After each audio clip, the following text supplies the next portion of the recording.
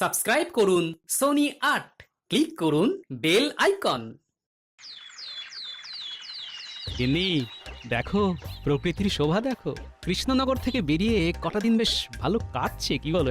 তা যা বলেছো, কাটছে তো ভালোই, কিন্তু ওদিকে কি হচ্ছে কে জানে। ওদিক বলতে? ওদিকে বলতে তোমার কৃষ্ণনগর, তোমার মহারাজ। ছাড় তো গিন্নি, আমি সবেতন ছুটি নিয়ে তবে এসেছি, আর আমার এই ছুটি নেওয়া নিয়ে মহারাজের কোনো আপত্তি ছিল না গিন্নি। কিন্তু ওই মন্ত্রী মশাই। ছেড়ে দাও তো গিন্নি, তীর্থ করতে এসেছো, পুরনো কথা মনে করো না। এখানে আমরা পুণ্য চাইতে এসেছি গিন্নি। চলো এবার ফেরা যাক। তুমি যাও, আমি আর একটু পরে আসছি। আর একটু থাকি, বেশ মিষ্টি ঠান্ডা ঠান্ডা হাওয়া বইছে। বেশ, আমি সরাইখানায় গেলাম তাহলে। হ্যাঁ,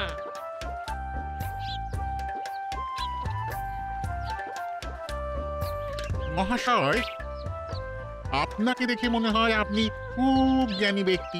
মনে হবার কারণ? অল্প অল্প কথা বলেন, নীরবে থাকতেই পছন্দ করেন বলে আমার মনে হয়। আপনার অনুমান যথার্থ। আসলে আমি নীরব থাকতেই বেশি পছন্দ করি। এই আপনি এত বড় ব্যক্তি, আপনাকে বলতে সাহস হয় না, তবু বলি। আহা, আপনি এত কুণ্ঠা করছেন কেন?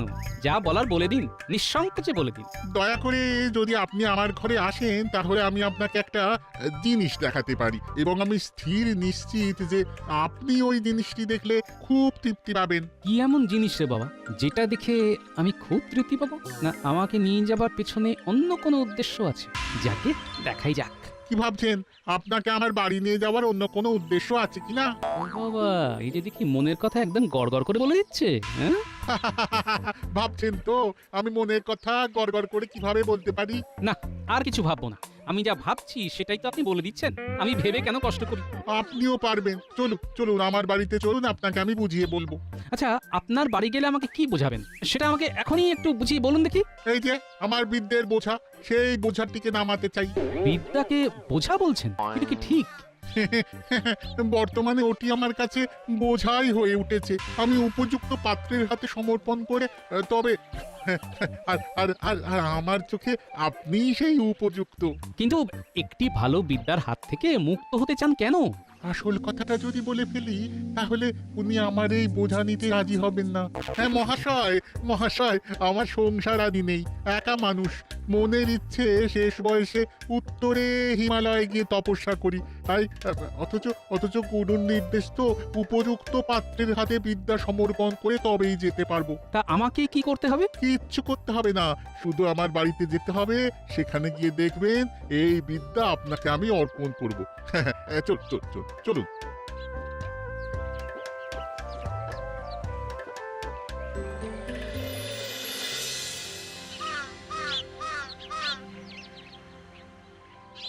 আহ, আজ কতদিন হয়ে গেল গোপাল নেই। গোপাল নেই মানে তো রান্নায় নুন নেই, পায়েসে মিষ্টি নেই। মহারাজের আদিক্ষেতা দেখে আর বাঁচি না। গোপাল ছাড়া আর যেন কেউ নেই, খালি গোপাল আর গোপাল আর গোপাল। সে এখন সবেতন ছুটি উপভোগ করছে। সেটাই তো মহারাজ বুঝতে পারছেন না। উনি ছুটি উপভোগ করছেন আর ভেবে মরছেন মহারাজ। কেউ কারো নয় মহারাজ, কেউ কারো নয়। আহ, তুমি চুপ করো তো মন্ত্রী। একটু সুযোগ পেয়েছো, অমনি গোপালের পেছনে কথা বলতে শুরু করেছো। পেরেছো কোনোদিন গোপালের মুখে মুখ লাগিয়ে কথা বলতে? গোপাল দেয় ধুয়ে আর মন্ত্রী পড়েন শুয়ে। সভা কবি, আরে এসব কি হচ্ছে? তুমি ভুলে যাচ্ছ যে আমি মন্ত্রী। কবি, সব কি আছে যে গোপাল কথায় কথায় মন্ত্রীকে ধুয়ে দেয়, কিন্তু মন্ত্রী শুয়ে পড়ে, এটা কিন্তু সত্যি নয়। মন্ত্রী আমাদের বুক চিতিয়ে লড়ে, পারেন না তবু লড়েন। পারি না কিন্তু লড়ে যাই, আমি মন্ত্রী মশাই। হারি না তবু হেরে যাই, আমি মন্ত্রী মশাই। আমিও দেখে নেব। আমাকে এখনো চিনতে পারেননি মহারাজ। ছবল যখন দেব তখন বুঝবেন গোপাল এখন নেই। এই সুযোগটা এবার নিতে হবে। যেখানেই থাকুক গোপাল বেশ মজাতেই আছে।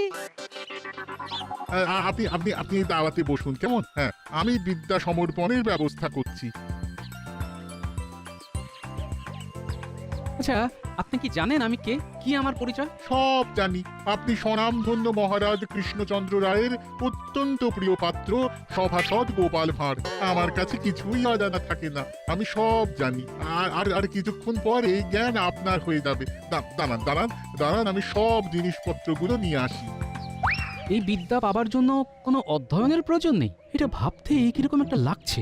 দিব্য দৃষ্টি পেলে মহারাজের সুরক্ষার বিষয়টা ভালোভাবে দেখা যাবে। মহারাজের সুরক্ষার বিষয়ে ভাবছিলেন না? হ্যাঁ পণ্ডিত। এই নিন, এই প্রাচীন পুঁথিটি ধরুন, এটাই সেই বিদ্যা। এবার বলুন, বিদ্যা তুমি আমার, বিদ্যা তুমি আমার। বিদ্যা আজ থেকে তোমার। কি দৌড়চ্ছেন কেন? আরে আরে আরে পড়ে যাবেন যে।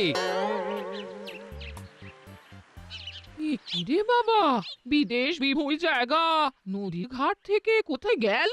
এখানে তোর জানাশোনা কেউ নেই।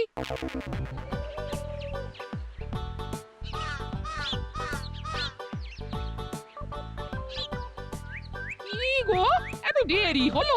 তুমি আসছো না দেখে আমি নদীর ধারে গিয়েছিলাম, সেখানে গিয়েও তুমি ছিলে না। বলে গেছিলে কোথায়?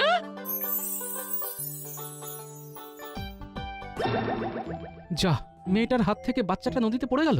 ইস, আপনি এখান থেকে দেখতে পাচ্ছেন? মেয়েটার হাত থেকে বাচ্চা নদীতে পড়ে গেল। তাই তো দেখলাম, স্পষ্ট দেখলাম মেয়েটার হাত থেকে বাচ্চাটা পড়ে গেল। বাচ্চাটা বেঁচে গেছে। কি গো, কিসব উল্টো পাল্টা বকছো? এ মেয়ে কোথায় পড়লো? পড়লো আবার বেঁচে গেল? হ্যাঁ, আমি দেখতে পাচ্ছি গিন্নি। এও কি সম্ভব নাকি? সব দেখতে পাচ্ছে।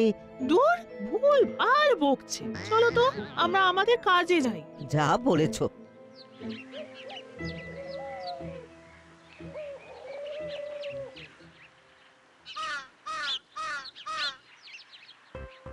এটাকে বলে বাঁচা। রাখেন হরি, তোমার একে হাত থেকে বাচ্চাটা পড়ে গেল, কিন্তু কিচ্ছু হলো না। দেখেছো? কোথায় হয়েছে? নদীতে। বাচ্চাটা হাত থেকে পড়ে গেল জলে। আমরা তো চিৎকার করে উঠেছিলাম, গেল গেল। তারপর তারপর কি হলো? মেয়েটার কি হলো? মেয়েটা ভালো আছে তো? হ্যাঁ, বেশ ভালো আছে। চাপ বাবা, ওদের আবার কি হলো? দুজনে দৌড়ে কোথায় যাচ্ছে? চল তো দেখি।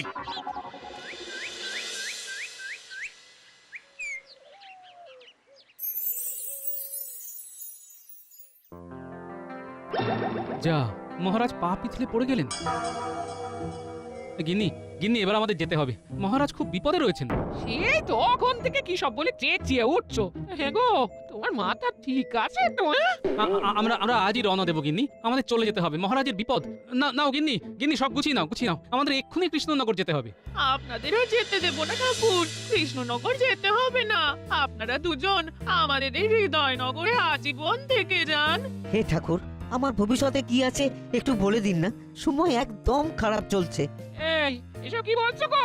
তুমি আবার কবে থেকে ত্রিকালজ্ঞ হলে গো? মা, এ আমার কি সর্বনাশ হলো গো? আরে গিন্নি, করো কি? কাঁদো কেন? তোমাকে বললাম না, জিনিসপত্র বাঁধা করো, আমাদের ফিরতে হবে। ফিরতে হবে বললেই ফেরা যায়? সে আপনি যান, ঠাকুরকে আমরা আমাদের হৃদয়নগরে রেখে দেব। রেখে দেবো বললেই হলো? আমার স্বামীকে তোমরা রেখে দেবার কে? আমরা তো বাবার ভক্ত। বাবা কি ভক্তদের ডাকে সাড়া দেবে না? ও বাবা, তোমার দিনহীন ভক্তদের তুমি ছেড়ে চলে যাবে? আরে এসব কি হচ্ছে? কি হলো? আপনি ওই রকম দৌড়ে এলেন কেন? এ বাবা যে সে বাবা নয়, একদম ত্রিকালজ্ঞ। মানুষের ভূত ভবিষ্যৎ সব বলে দিচ্ছেন। আরে একটু আগে নদীতে বাচ্চা পড়ে যাওয়ার ঘটনা উনি দেখতে পেয়েছিলেন। আপনার মেয়ের বিয়ে এই মাসেই হবে। বাড়ি যান, পাত্র দেখতে আসছি। সত্যি? বাবা, আমার কি হবে বাবা? একটু ভালো করে দেখে একটু বলে দিন বাবা। আবার যখন দেখতে পাবো তখন বলবো। এখন আমাকে যেতে দাও দেখি। কোথায় কোথায় যাবে যাবে বাবা? বাবা? আমাদের ছেড়ে কোথায় যাবে? আমরা আপনাকে ছেড়ে যেতে দেব দেব না। কি সর্বনাশ! এবার কি হবে? না, কিছু একটা ব্যবস্থা করতেই হবে।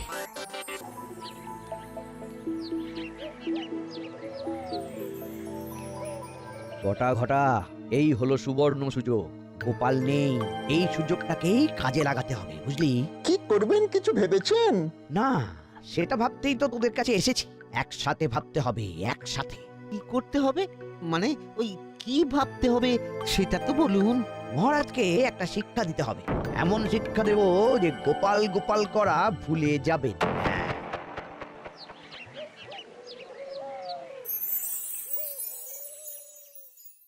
আবার কি কিছু দেখতে পেলে নাকি? হ্যাঁ, মহারাজের খুব বিপদ গিন্নি।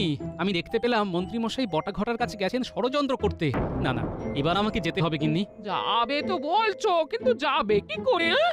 লোকজন তো সব ঘিরে আছে, দরজা খুলে দেখো না, সবাই কিরকম তোমাকে পাহারা দিচ্ছে। হ্যাঁ, দেখি একবার।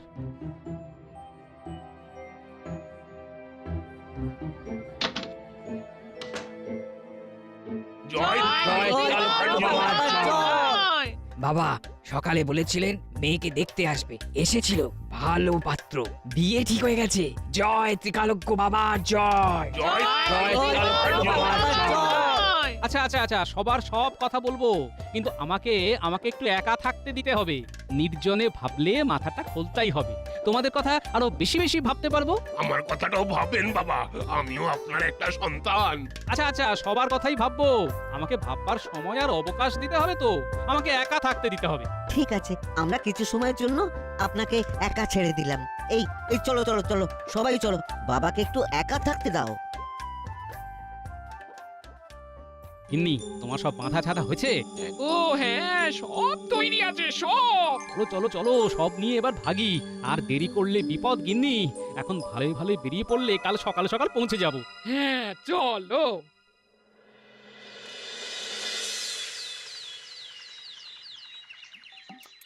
কিরে কটা কটা, আমি নেই বলে সাপের 5 পা দেখতে শুরু করেছিস? কি যে বলো না গোপাল দাদা, তোমার যত মন্দ কথা, আমরা অতটা খারাপ নই যেটা তুমি ভাবো। তাই নাকি? কাল তোরা রাজামশাইয়ের ক্ষতির কথা চিন্তা করিসনি? রাজামশাইয়ের ক্ষতি?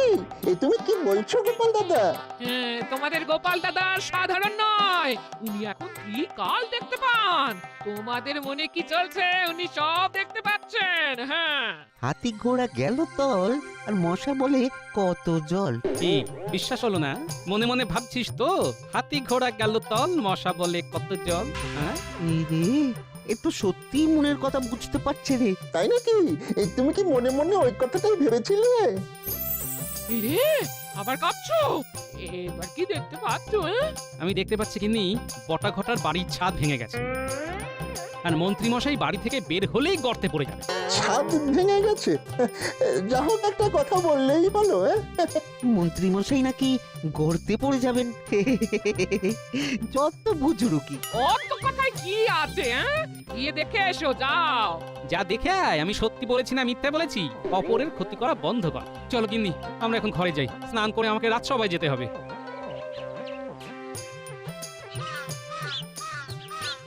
ঘটা, গোপাল দাদার কথাগুলো যেন কেমন কেমন না?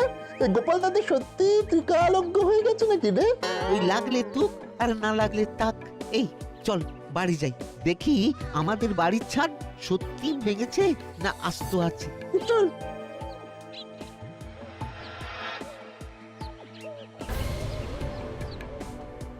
কিরে ঘটা, আমাদের বাড়ির ছাদ তো সত্যি সত্যি ভেঙে গেছে রে, এবার কি হবে?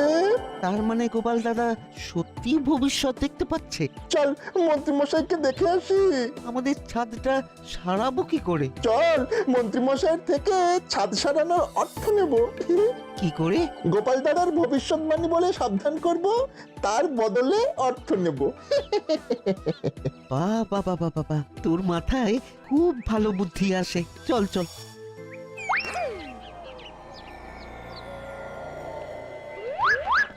ঘটা, নে দুজনে মিলে মন্ত্রীমশাইকে ডাকি। মন্ত্রীমশাইয়ের ঘুম বড় করা। ঠিক বলেছিস, নে নে শুরু কর। মন্ত্রীমশাই, ও মন্ত্রীমশাই। এই শুনছো, তোমার বটা ঘটা এসেছে, তোমাকে ডাকছে। এই মন্ত্রীমশাই, ও মন্ত্রীমশাই, খুব বিপদে আছি, গোপাল দাদা চলে এসেছে।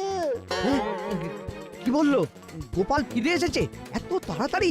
ডাকো ডাকো ডাকো ডাকো, ওদের ডাকো। না না না, থাক থাক, আমি যাচ্ছি ডাকতে। এই কি বলছিস? গোপাল এসে গেছে?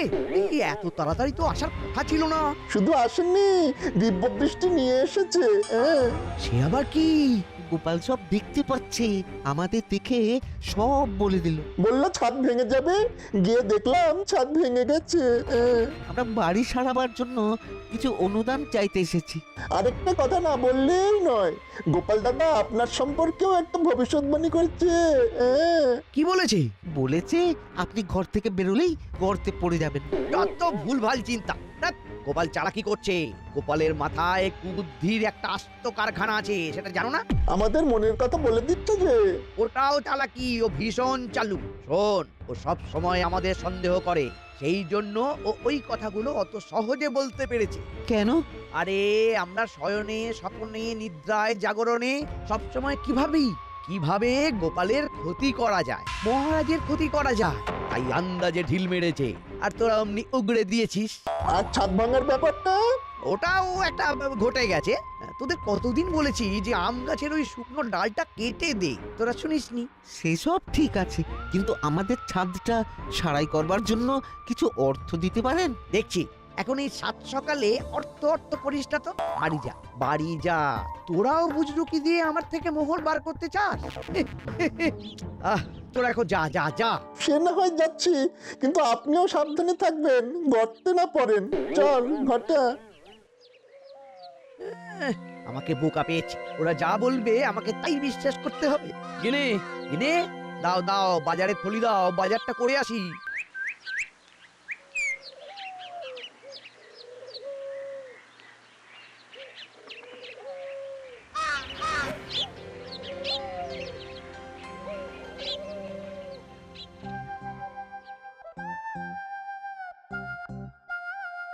আরে কি আশ্চর্য, গোপাল যে কি গো হঠাৎ।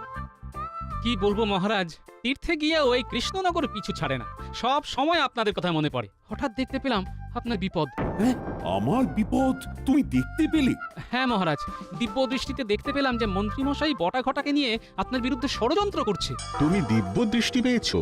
পেয়েছি মানে তার জ্বালা আমি হাড়ে হাড়ে বুঝছি। তা তুমি এখন কি দেখতে পাচ্ছ গোপাল, সেটা আগে বলো। মহারাজ, মন্ত্রীমশাই গর্তে পড়ে গেছেন আর রাজজ্যোতিষীর ঘরে কুটুম এসেছে। তুমি দেখতে পেলে যে আমার ঘরে কুটুম এসেছে আর মন্ত্রী মশাই গর্তে পড়েছেন? আগে হ্যাঁ রাজজ্যোতিষী। বললেই হলো, আমি এত পড়াশোনা করে দিব্য দৃষ্টি পেলাম না, আর তুমি না পড়েই সব পেয়ে গেলে। মহারাজ মন্ত্রী মশাই গর্তে পড়ে পা ভেঙেছেন। সে কি, কখন হলো? আমার সামনে। আমি যথারীতি টহল দিচ্ছিলাম, মন্ত্রী মশাই বাজারের থলি হাতে বাজারে যাচ্ছিলেন, হঠাৎ দুম করে গর্তে পড়ে গেলেন।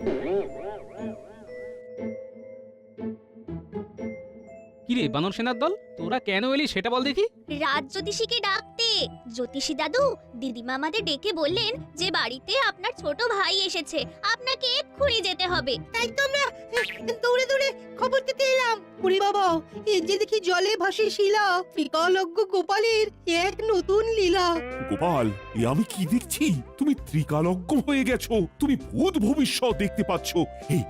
এবার বলো তো, আমার রাজ্যের প্রজারা কেমন থাকবে? আগামী 10 বছর কোনো কষ্ট নেই 10 বছর? মহারাজ, সুখের পর যেমন দুঃখ আসে, তেমনি দুঃখের পর সুখ। সুখ দুঃখ তো চাকার মতো ঘোরে মহারাজ। গোপাল, এই বিদ্যা তুমি পেলে কি করে? চলো, মন্ত্রীমশাইয়ের বাড়ি যেতে যেতে সব বলছি, চলো। এই বিদ্যা আমাকে পেতেই হবে, যেভাবেই হোক। রাজজ্যোতিষী, এই বিদ্যার বোঝা সামলানো চারটি কথা নয়, বুঝলেন? আপনি যদি চান আমি আপনাকে দান করে মুক্ত হব, কারো ভবিষ্যৎ দেখে আমার লাভ নেই। ওরে বাবা, তুমি তো আমার মনও পড়তে পারছো। সব ঠিক আছে রাজজ্যোতিষী, কিন্তু একটা কথা মনে রাখবেন। কি কথা? এই বিদ্যা সার কথা, লোভে পাপ, পাপে তাপ, বাপরে বাপ, মাথায় সাপ। কি যা তা বলছো? সেটা ভবিষ্যৎই বলবে। আগে চলুন মন্ত্রীমশাইকে দেখে আসি, তারপর আপনার হাতে আমার এই বিদ্যের বোঝা সমর্পণ করব।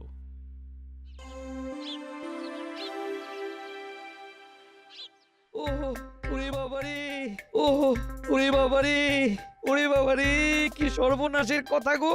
এ তো মুখ নয়, এ তো কামান। ওরে বাবারে, খুব ব্যথা করছে। আমি ভালো করে তেল হলুদ মাখিয়ে দিচ্ছি, ব্যথা কমে যাবে। আপনাকে তো বললাম গোপাল দাদা অলৌকিক ক্ষমতার অধিকারী। আমিও বলেছিলাম, কিন্তু তুমি বিশ্বাস করোনি। আর কোনো অন্যায় করা যাবে না, গোপাল দাদা সব বুঝে যাবে। এটা আমাকে পেতেই হবে। এটা আমার কাছে এলেই আমি সর্বশক্তিমান হয়ে যাব। না, এই বিদ্যা রাজ জ্যোতিষীকে দেওয়া যাবে না। ইনি এই বিদ্যার অপপ্রয়োগ করবেন। মহারাজ, গল্পে গল্পে মন্ত্রীমশাইয়ের বাড়ি চলে এলাম। তুমি মহারাজের ক্ষতি চাও, তাই ভগবান তোমাকে এই শাস্তি দিয়েছেন। কি হে মন্ত্রী, হ্যাঁ? আমার সর্বনাশ করতে গিয়ে শেষে নিজেই গর্তে পড়লি। আমার খুব ভুল হয়ে গেছে মহারাজ। ভুল যখন হয়েছে তখন প্রায়শ্চিত্ত করো। আমার খাবে, আমার পড়বে, আবার আমার বুকের উপরে উঠে বসে কিল মারবে, এটা তো হবে না মন্ত্রী। মহারাজ, মহারাজ, আমি আপনাকে কথা দিচ্ছি, মন্ত্রীকে সুপথে আমি ফেরাবো। সেটা কি সম্ভব হবে গিন্নিমা? এটা কি ভবিষ্যৎ দেখে বললে গোপাল? যার 9 হয় না তার 90তেও হবে না, এটা বলতে টিকালজ্ঞ হতে হয় না। তাহলে এবার এই বিদ্যাটা আমাকে দান করার ব্যবস্থা করো। রাজ্যতীষী, আমি কোনো নির্লোভ ব্যক্তির হাতে এই বিদ্যা দেব, আপনাকে দেব না। কারণ আপনার মনে লোভ, আপনি কৃষ্ণনগরের ক্ষতি করবেন, এটা আমি দেখতে পাচ্ছি। তাই যতক্ষণ না আমি নির্লোভ কোনো লোক পাবো, এই বিদ্যা আমি আমার কাছেই রেখে দেব। খুব ভালো প্রস্তাব, এটা এখন তোমার কাছেই রেখো। মহারাজ, আমাকেও আপনি আপনার কাছেই রাখুন মহারাজ। সেটা ভেবে দেখবো। আপাতত রাজবৈদ্য মন্ত্রী চিকিৎসা শুরু করো। For more updates, subscribe to our channel, click the show links and enjoy watching the videos.